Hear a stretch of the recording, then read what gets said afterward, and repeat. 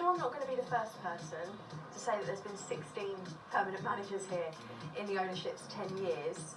Did you have concerns about that? Was that something you thought about? Life's about trying to live, and you need to take some risks sometimes, and then you've got to back yourself. I know there's been lots of change, but why can't someone come in and actually get some stability, work with everyone? There's a fantastic group of staff here, brilliant people that work at this club. Why can't it be us now that can get some stability and be here for the long term? You took Forest Green, which was a remarkable achievement, the way you did it as well, into League One. But how does what you're tasked with here compare to that? Well, I think the main differences are with Forest Green, we walked into a football club that was ready. There'd been a plan in place there for a number of years.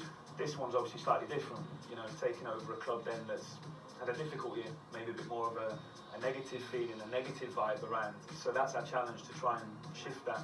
And that's not necessarily an easy thing to do, and it can take some time. People don't want to hear that in football. Well, it's just a complete, change from last year with the personality as well. I mean, we've gone from, one end of the spectrum to the other, age-wise and obviously, character-wise as well. He's just tried to liven the place up a bit, and he's got a very good connection with all the players. When you came in, did these owners say to you, get this club back in the Premier League? We've got a very talented group of players, and especially now the window's closed, we know where we're at. We know we've got a group that, when we can get everyone out on the pitch, we know we can compete with anyone. Obviously we want to get promoted, but first and foremost we've got to compete every single game, and we haven't done that this season consistently since I've been here anyway.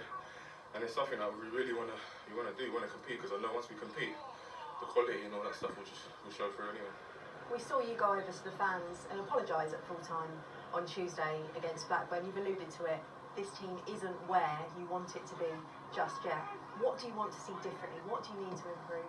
The basics of football, we were off it, and those things have got to make. We have to do that. No one's good enough to just turn up and win a football match.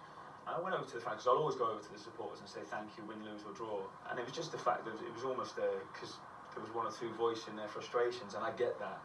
They've travelled a long way, and they're frustrated that we've lost. This club is famously associated, of course, with the late great Graham Taylor, someone that played a role in your career as well, and also Sir Elton John, and you went to his concert in the summer as well. So there's a lot of connections. You kind of getting the sense of this club now and feeling part of it. Graham Taylor gave me my debut in football at Aston Villa, and I'll forever be thankful for that. I wouldn't be probably talking to you here now without that opportunity. The concert was amazing, and that really sort of hit home to me how big this club is and the amount of support. He gave you a shout out too. Yeah, that was me and my wife. My wife was like, he did. That was quite surreal, and he's given us a lot of support in these first few weeks as well, which I'm really grateful for, because to have someone like him backing you, it's really important to us.